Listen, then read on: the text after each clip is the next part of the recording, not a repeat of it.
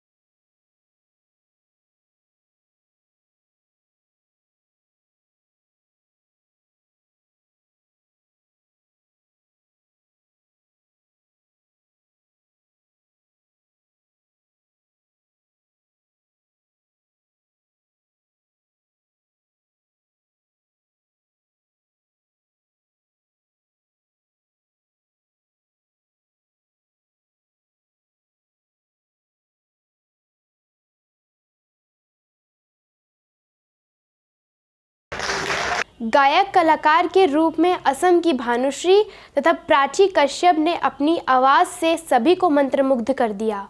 विशेष रूप से भानुश्री द्वारा अपने मधुर कंठ से गाए राम रतन धन पायो गीत को सुनकर सभागार में उपस्थित सभी श्रोताओं को जोरदार ताली बजाने पर विवश होना पड़ा।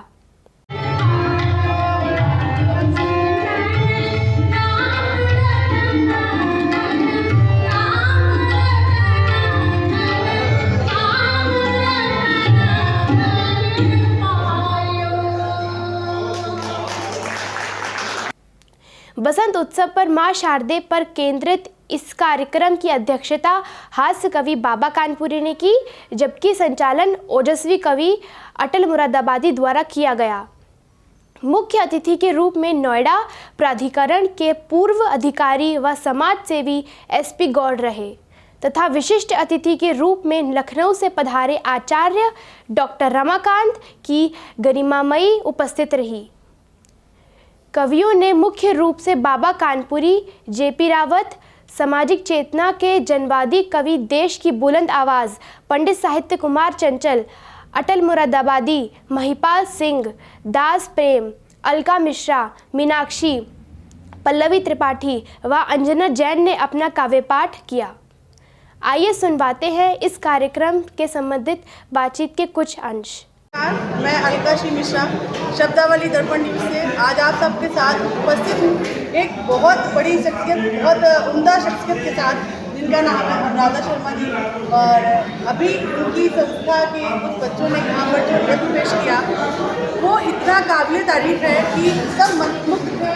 और हमारे साथ उपस्थित हैं, तो मैं उन्हीं से पूछती हूँ, अनुराधा जी ये बताइए कि आपने ये नृत्य का कैसे सीखा और कहाँ से सीखा और आपके अंदर प्रेरणा कहाँ से आई थी और आप बच्चों को और इस सुविधा को आगे बढ़ाएं?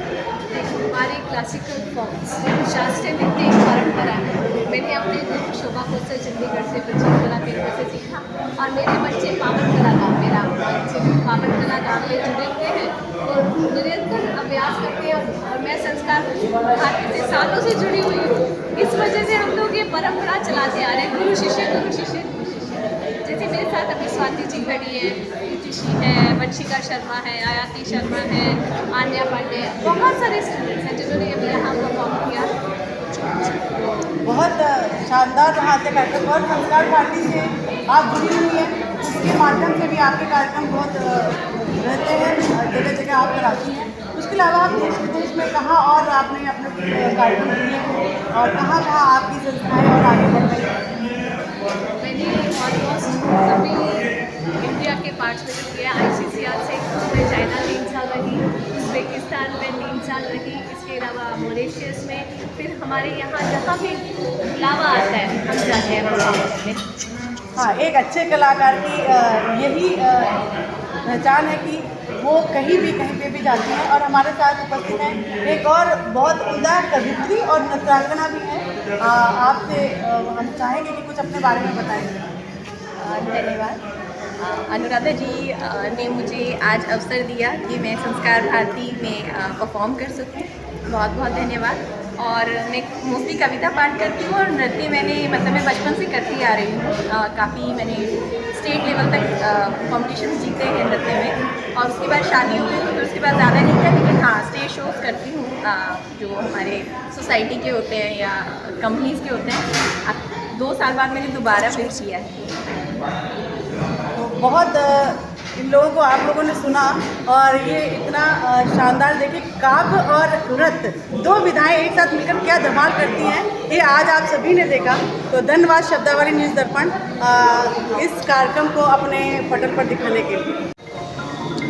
मैं दास प्रेम शब्दावली चैनल से हूँ, कवि दास प्रेम, और मैं 52 के जो सेक्टर नोएडा है वहाँ पे खड़ा हुआ हूँ। यहाँ पे एक कम्युनिटी सेंटर है जिसमें आज सांस्कृतिक कार्यक्रम हुआ बसंत उत्सव के ऊपर।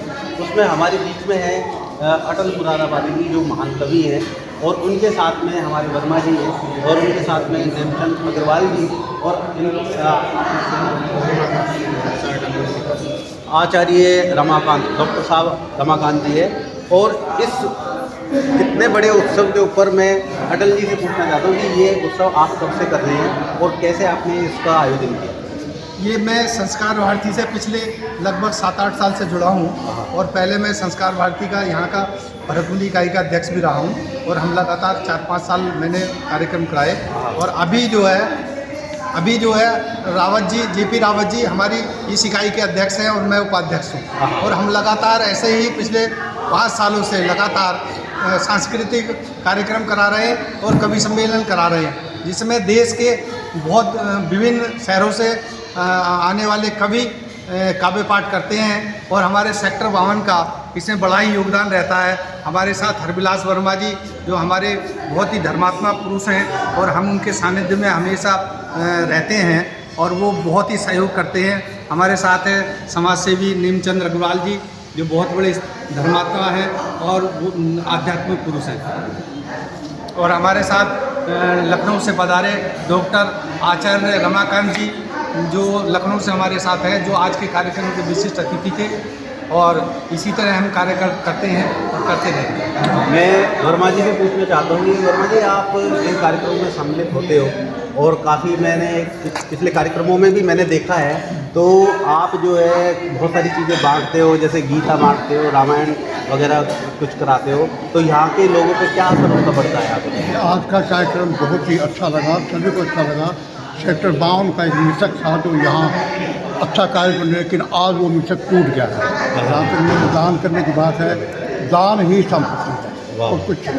वाह वाह वाह। मैं नेमचंद अग्रवाल जी से पूछता हूँ कि ये जो कार्यक्रम में हर बार मुझे मिलते हैं, सम्मिलित होते हैं, तो आप बताइए इस कार्यक्रम के बारे में कुछ। मैं आपको ये बताता हूँ, मैं 4-5 साल से लगभग इस कार्यक्रम से जुड़ा हुआ हूँ।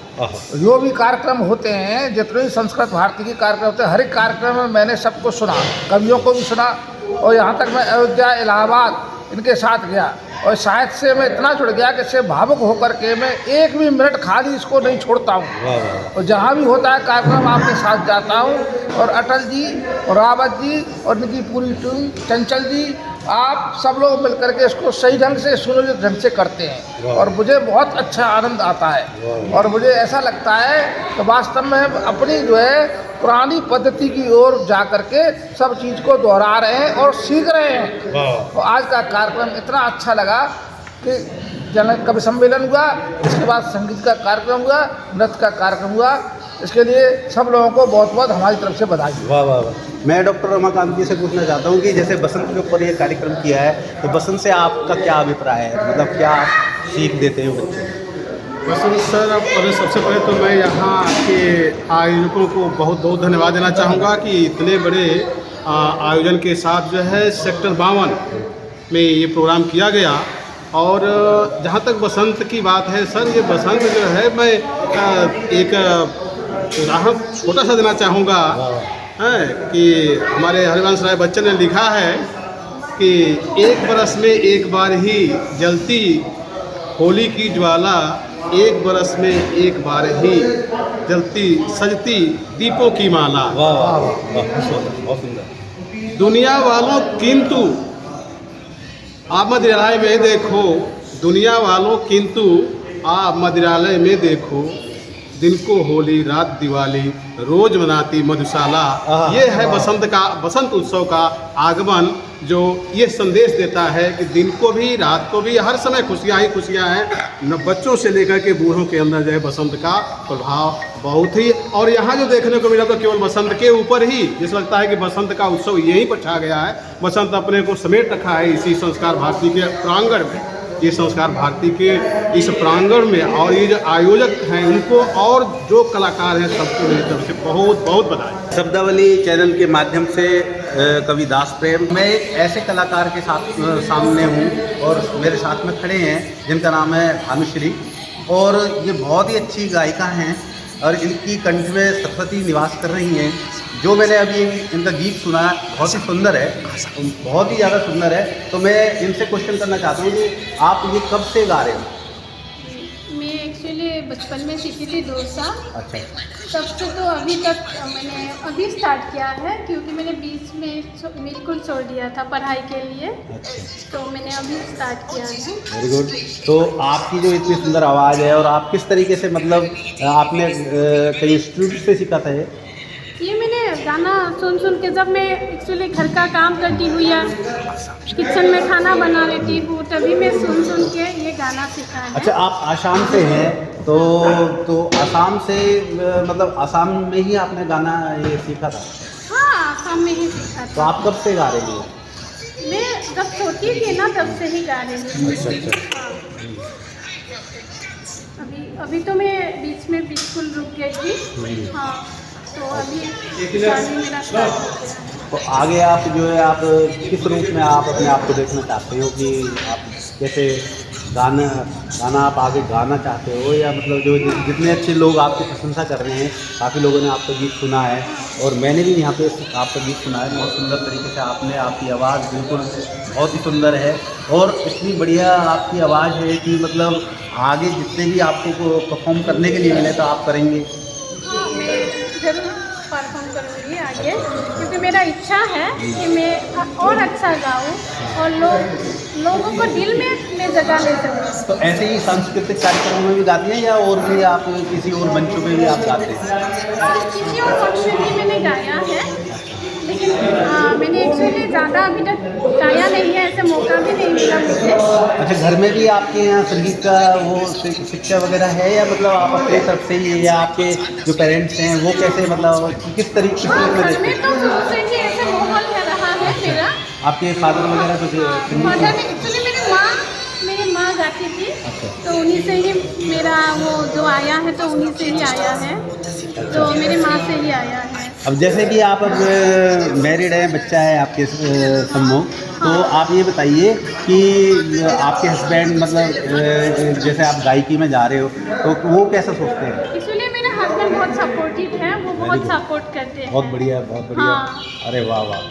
तो ये एक बहुत बड़ी एक चुनौती है। एक गीत इन्होंने अच्छा गाया है और जहाँ पे इनकी भूरी भूरी प्रशंसा की जा रही है, तो बहुत सारे क्वेश्चन मैंने अभी तक इनके लिए किए और बाकी अभी ये जो है इनकी शादी भी हो चुकी है, एक बच्चा भी है, तो हस्बैंड भी इनको काफ़ी सपोर्ट करते हैं और आगे ऐसे ही कलाकार बनते रहें, आगे आप ऐसे ही सुनते रहें।